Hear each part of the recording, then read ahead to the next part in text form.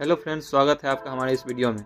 Russia Ukraine युद्ध के शुरुआत हुए 5 दिन हो चुके हैं। युद्ध की स्थिति बीतते समय के साथ और भी खतरनाक होती जा रही है। इसी बीच रसिया के प्रेसिडेंट व्लादिमीर पुतिन ने अपने सेना को न्यूक्लियर वार के लिए तैयार रहने का आदेश जारी कर दिया है। जब रसिया यूक्रेन में तेजी से आगे बढ़ रही है, फिर आखिर क्या ऐसी परिस्थितियां हैं जिसके कारण पुतिन ने अपने सेना को न्यूक्लियर हमले के लिए तैयार रहने का आदेश जारी किया है। इस स्थिति में क्या यूक्रेन के पास न्यूक्लियर वेपन्स है भी या नहीं? अगर रसिया न्यूक्लियर हमला करता है तो क्या यूक्रेन की तरफ से भी न्यूक्लियर हमला किया जाएगा? ये सब कुछ सवाल है जो अभी लोग जानना चाह रहे हैं। तो इसका जवाब है कि यूक्रेन के पास कोई न्यूक्लियर वेपन नहीं है। क्यों नहीं है, इसके पीछे भी एक स्टोरी है जो आपको जरूर जाननी चाहिए। जब 1991 में यूएसएसआर टूटकर 15 देशों में बटा था, उनमें से एक देश यूक्रेन भी था। उस समय यूएसएसआर के पास जितने भी न्यूक्लियर वेपन हुआ करते थे, उनमें से सबसे ज्यादा हिस्सा यूक्रेन के पास ही आए थे। मतलब यूएसएसआर के 15 देशों में जो सबसे ज्यादा न्यूक्लियर वेपन आए थे वे यूक्रेन के क्षेत्र में थे। क्योंकि यूक्रेन का क्षेत्र यूरोपीय देशों के नजदीक में था, इसलिए यूएसएसआर ने न्यूक्लियर प्लांट यूक्रेन में सबसे ज्यादा लगाया था। जब यूएसएसआर का विभाजन हुआ तो न्यूक्लियर प्लांट्स तो यूक्रेन के हिस्से में आई और उन्हें ऑपरेट क्रेमलिन से किया जाता था, जो रसिया में है। अब बम तो यूक्रेन में थे, लेकिन उन्हें ऑपरेट करने का स्थान रसिया में था। इन दोनों देशों के बीच सामंजस्य न होने के कारण ये न्यूक्लियर वेपन्स दोनों देशों में से कोई भी चाहकर भी उपयोग नहीं कर सकते थे। जब शीत युद्ध खत्म हुई, उन दिनों पूरा वर्ल्ड में ये माहौल बना था कि जिनके पास भी न्यूक्लियर वेपन है वे उन्हें नष्ट करें। तब यूक्रेन यूरोप के साथ हुआ करता था और उसने अंतर्राष्ट्रीय संधि पर हस्ताक्षर करते हुए अपने सारे न्यूक्लियर वेपन डिफ्यूज कर दिए।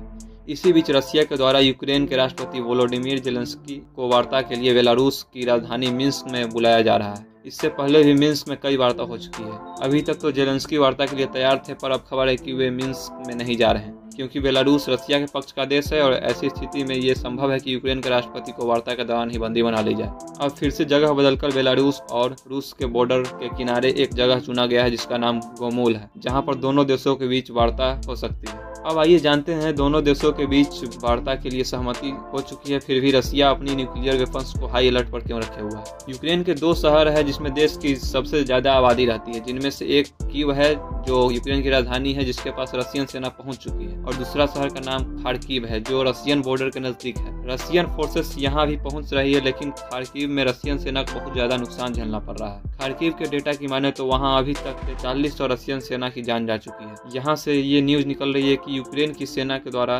केमिकल वेपन उपयोग किया जा रहा है। यूक्रेन की सेना के द्वारा मास्क पहनकर युद्ध लड़ा जा रहा था और फास्फोरस वाले हथियार छोड़े गए, जो कि पुष्टि करता है यूक्रेन द्वारा केमिकल वेपन का उपयोग किया जा रहा है। इसका मतलब ये है कि यूक्रेन के पास न्यूक्लियर वेपन्स तो नहीं थे, पर उनके पास केमिकल वेपन्स थे, जिसके कारण रसियन सेना को नुकसान झेलना पड़ रहा है, जिसके लिए रूस पहले से तैयार नहीं था। उसने ये कभी नहीं सोचा था कि उसके 4300 सैनिक मारे जाएंगे और इतना नुकसान झेलना पड़ेगा। युद्ध में नुकसान तो दोनों देशों का हो रहा है, पर रसिया के अभी तक हुए नुकसान की बात की जाए तो ये वो रिपोर्ट है जो यूक्रेन की news agency the Kyiv independent के द्वारा जारी किया गया है। लगभग 43 रसियन सैनिक की जान जा चुकी है। 27 प्लेन, 26 हेलीकॉप्टर, 146 टैंक और भी बहुत कुछ नुकसान हुआ है। आप ये पूरा डाटा अपने स्क्रीन पर देख सकते हैं। इसके बाद रसिया द्वारा कहा गया कि अगर यूक्रेन केमिकल वेपन्स का इस्तेमाल करता है तो न्यूक्लियर वेपन्स का उपयोग कर सकता है, जो कि अगर होता है तो परिणाम बहुत ही बुरा देखने को मिलेगा। तो ये थी युद्ध की कुछ अपडेट्स। वीडियो में दी गई जानकारी आपको अच्छी लगी हो तो वीडियो को लाइक और शेयर जरूर करें,